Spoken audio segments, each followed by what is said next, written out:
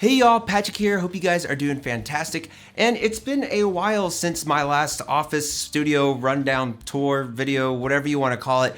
And I thought that since my wife and I bought this house a little over a year ago and I've completely redone this room, I thought it'd just be really fun to go through and just explore all of it and go through the bases and see what updates there are as well. Now moving on to the desk, I'm extremely excited to talk about this. So our friends over at Sweetwater and Gator Frameworks went ahead and sent me over this incredible Gator Frameworks Elite Desk workstation, and y'all, whoo! I honestly have to say I am incredibly impressed by this desk. It's just insanely ergonomic as well as sturdy and spacious too, and it just helps all around with my productivity as well.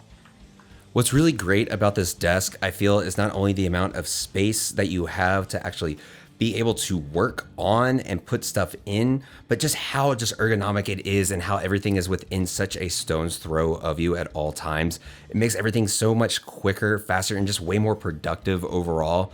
And man, there's so much room in here. I love having the pull-out drawer on the side rack just to be able to put this Neural DSP Quad Cortex on, as well as instead of having where I could have, say, a keyboard layout, I went ahead and put pedals on here. It makes things go way faster and way easier overall. And I added a couple extra things too to make everything even more streamlined, like this headphone hanger, as well as just an instrument cable hanger that I put off to the side here, just so you can have something in reach at all times. And it's just really cool how not only it works for you in so many different varieties, but you're able to add to it and just use it in your own way for your own productivity. So an incredible thank you to Sweetwater as well as Gator Frameworks for sending this desk over and just making my life quite a lot easier, to say the least. And I feel that overall, no matter what kind of space you have, no matter how big or how small, you really just need to add things that make it your own, things that make you feel happy, that makes your heart and your soul happy. Like, I'm a super sentimental person, so I have a lot of pictures and things like that, but also just things that inspire you. So like, I just have these framed just album covers as well as this framed picture of Bob's Burgers because I love Bob's Burgers, but I also love these albums that are super influential to me. It's all about making the little things in your room that can really help bring out creativity and inspire you in any way, but also just make you feel good to be in the space that you're in. For my amps, I just have a couple, but it's something where it can cover such a wide variety of different tones, and it's just a lot of fun too to have those on hand. I have my Dark Glass Element 500 as well as the Dark Glass Microtubes 500 V2, the Boss Katana bass amp head that is just a lot of fun, and that and the Element 500 do such a great job of giving you such a variety of different options and tones that if you wanted them, have those presets set, it just proves that digital is such a viable thing to use, and just there's a lot of usefulness in digital. But then at the same time, I also have this Ashdown Evo 4 300 tube amp that is just awesome. I absolutely love old school heavy amps, but man, it just sounds so thick and so full, and it's just great. And then for our cabinets, I have my Dark Glass 212, a GK 210, as well as the Ashdown 115. Instruments, basses, guitars, and yeah, there's a lot to say the least. Let's just jump right into it. So first up, we have this Harley Benton DIY P-Bass that was actually a lot of fun to put together. And I had a lot of fun making the headstock especially. It's kind of ugly and of course not perfect by any means, but it was still a lot of fun. And I love the relicing job I did on it. Yes, it's stupid, but hey, who cares? It's a stupid DIY P-Bass that is a ton of fun to play. And it's something that I've been kind of practicing a lot of setups and whatnot on, because I've really been trying to teach myself how to do setups and really more luthier work, so I'm not paying other people to do it.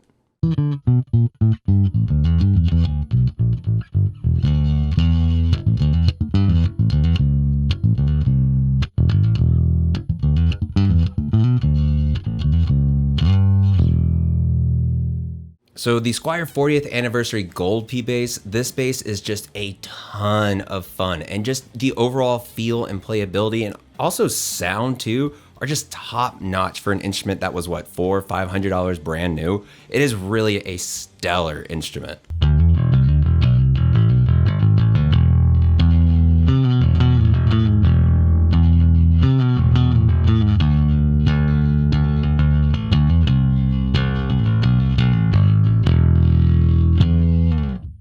Squier Classic Vibe Bass 6. Now, I really love Bass 6s, and especially since I've really gotten into the Cure, man, talk about an explosion of just influence and creativity.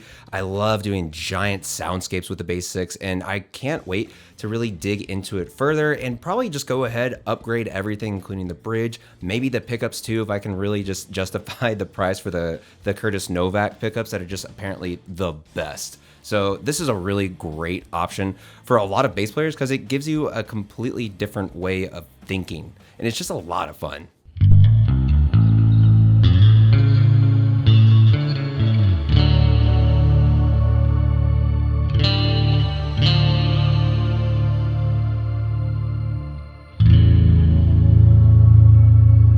Harley Benton JP45OP. Man, this had to be one of Harley Benton's best basses they ever came out with. It really sucks that they've currently discontinued them. I'm sure they'll come back down the line at some point, but man, all around the best budget P-Bass I have ever played. It seriously has everything you need, and the quality on it is astounding for what the price they were selling it for.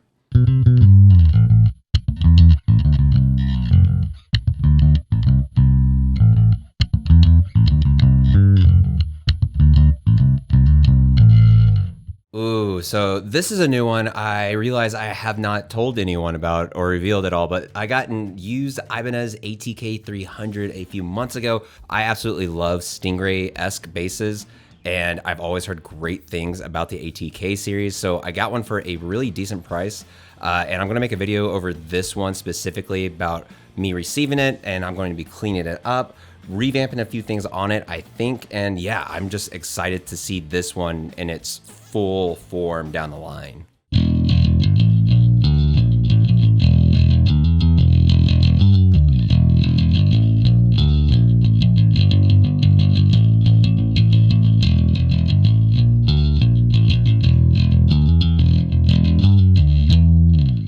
The Rickenbacker 4003. I really don't know what else there is to say about this bass that hasn't been said before. Wholeheartedly unique, and it has its own complete unique sound to it that I personally have not heard a bass come close to. I don't know, it's hard to explain, but I think once you play one, you sort of realize like, oh, cool, it's rad. But I can also see why people hate them too. It is kind of a bitch to intonate as well as do a couple other things, and this is one of the newer ones too. So I know the older ones were way worse, but man, this is just a rad bass.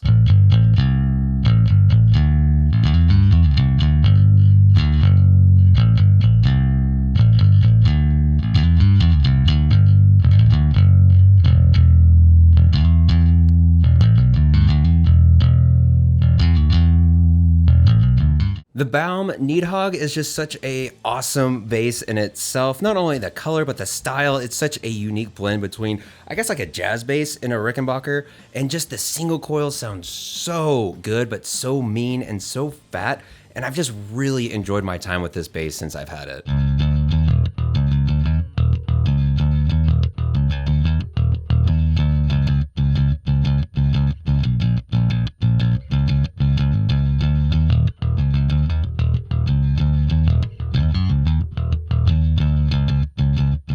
My Midnight Blue Made in Mexico Fender jazz bass.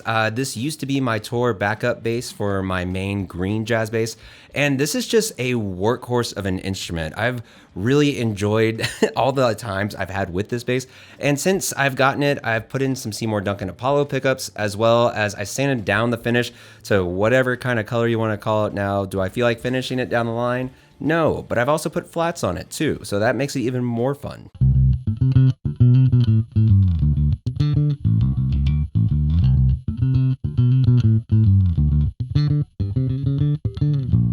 My Dingwall NG2, I've had this bass for years, and what is there to say that hasn't been said about Dingwalls before? Just an all-around powerhouse of an instrument that can do pretty much anything.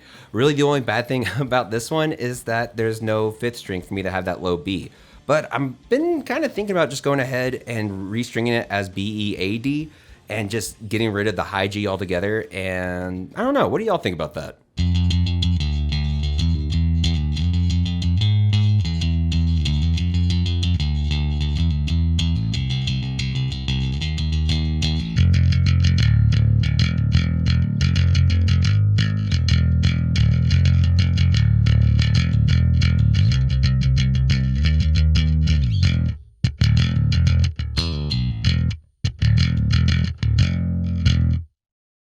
My Sterling by Music Man Ray34PB, so Poplar Burst. This is a great Stingray bass all around. Sterling by Music Man makes quality stuff. Part of me really wants to sand down the finish, even though it looks really cool, and just do something completely different with it, but I don't know. I think I'm just gonna keep it the way it is, but part of me really wants to try and just sand it down and paint it something completely out there, just for the hell of it.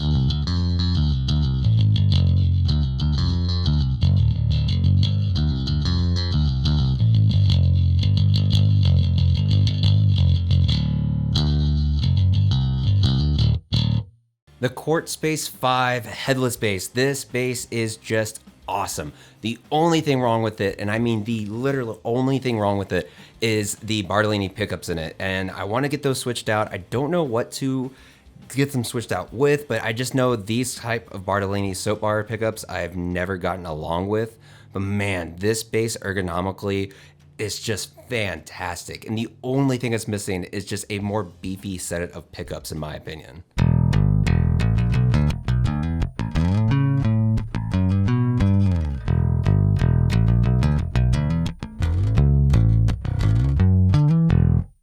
My Made in Mexico Fender P-Bass, this thing has been with me for years now, and it's been my main just flats bass because of just the naturally just sort of vintage sound it has. But then you throw flats on it too, and it's just so great to play. And it's just such a solid bass too.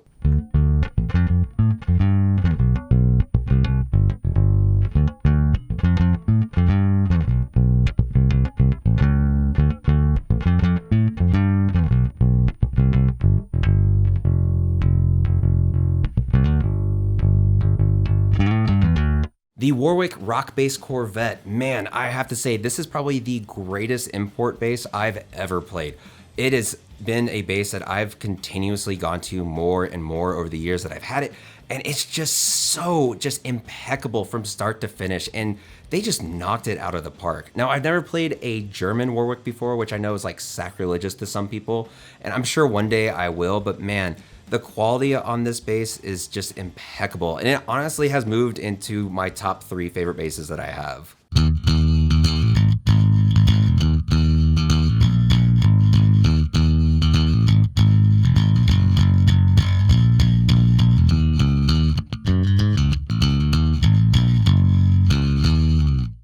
My Made in Mexico Fender Jazz Bass in Sage Green. If you know about this bass, you know about this bass. If you don't, this is my favorite bass of all time. This is my go to the grave bass. This is the first thing I will always reach for when it comes to getting an instrument, and I don't know what else to say about this bass. It is tried and true. It has been there for me so many times. I've recorded on it countless times, been across the country multiple times with it, and it is just the greatest bass that I have, and I owe so much to it, and I just absolutely love this instrument that I paid $500 for, used like what? Oh my God, like 8-9 years ago now.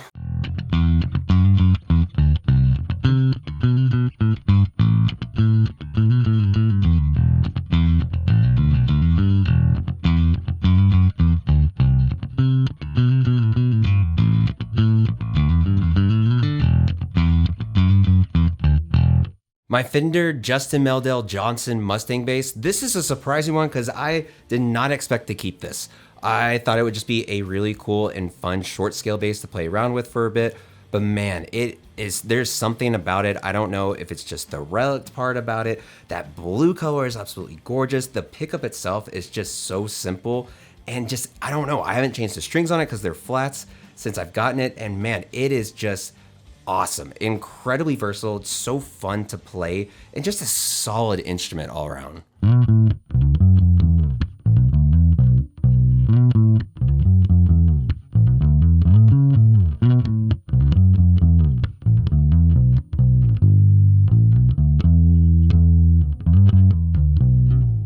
My Peavey T40 in wine red. I used to have one in natural, then I sold it like an idiot and I regretted it. But then I remember sometime in like 2017, randomly on OfferUp, someone posted this wine red Peavey T40 for $250 with the case. And I don't think I've jumped on a bass faster than that. I'm talking like I instantly messaged the guy and said, where can we meet? I got cash right now. Let's go ahead and do this. And later that evening, I was able to meet up with him, buy this bass, and it is such a awesome instrument. Incredibly heavy. It is incredibly versatile for such an older bass too, just really ahead of its time.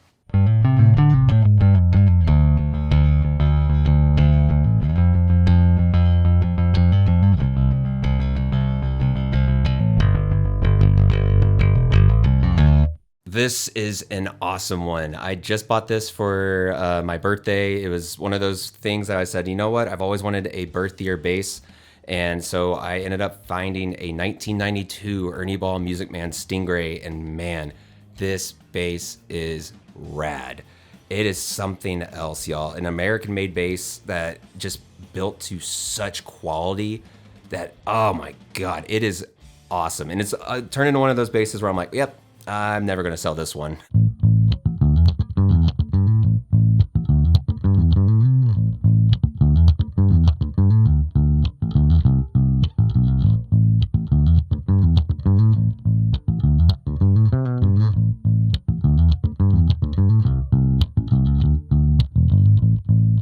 Spector Dimension 5 multi-scale bass. This is just an awesome all-around powerhouse of an instrument that can do so many different things, and it just feels incredible and has just a lot of great craftsmanship all around. Especially for an import bass, it just is fantastic. And I've played a couple USA Spectors and they're awesome, but man, this Dimension is so sick.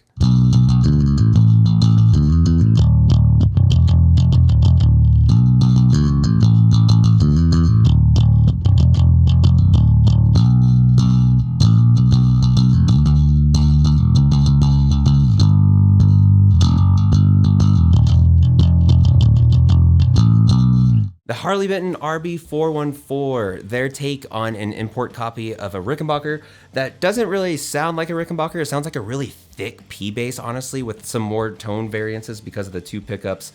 And it's just a lot of fun and a solid all-around bass. It's one of those that at first I wasn't thinking I was gonna really fall in love with it, but man, it has such a great, unique tone to it. But man, it is so fun.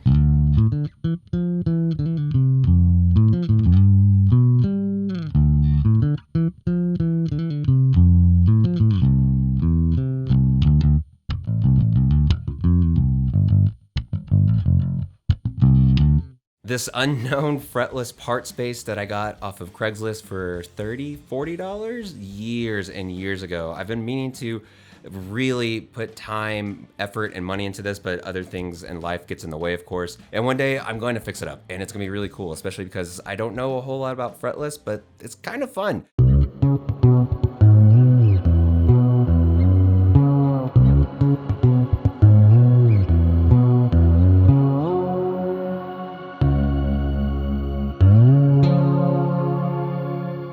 The Vola ZVA 4PMF, this is just a killer made in Japan bass, and it's something where there's just a lot of quality in this bass that honestly, for the incredible amount of instrument that you get, it is such a deal for the price.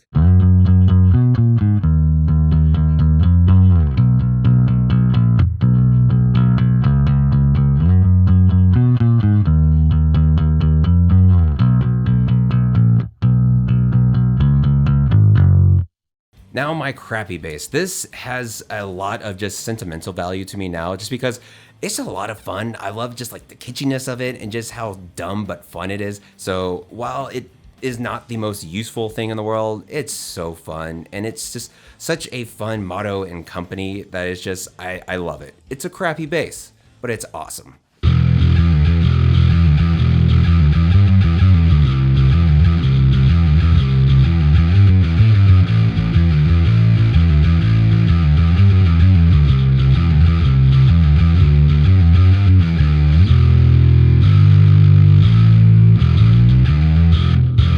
I have a Squier Classic Vibe Jazzmaster that's just a lot of fun.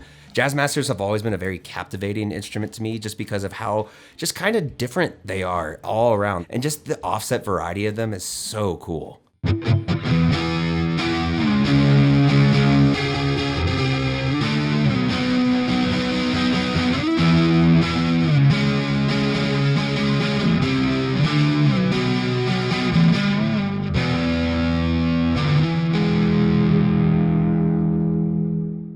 then finally, the Fender American Professional Telecaster Deluxe. This is one I got earlier this year. I traded a bass and some pedals for because I needed a high quality guitar that I could always rely on, and that had a different sound than the Jazzmaster whenever I would do like my demos and stuff. I like being able to have a variety of different tones, not only for the basses, but for guitars too.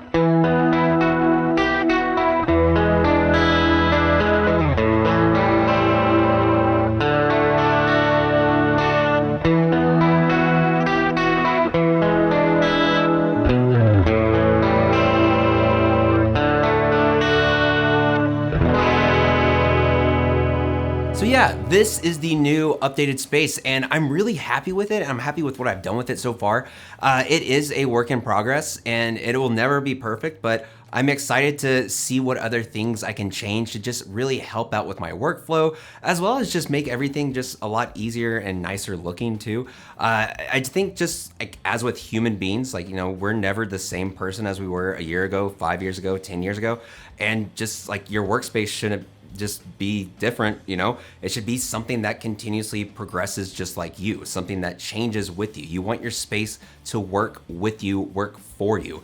And just one of those things where no matter how big or how small it is, you can just make it work for you in any kind of way. You just have to be consistent with it and try your best. Thank you guys so much for watching. As always, for watching, subscribe to my channel, commenting, follow me on social media, all that crazy stuff. I truly do appreciate it. And yeah, we got some really fun videos coming down the line. I've been super busy lately, so I haven't been able to pump out as much content as I've been wanting to.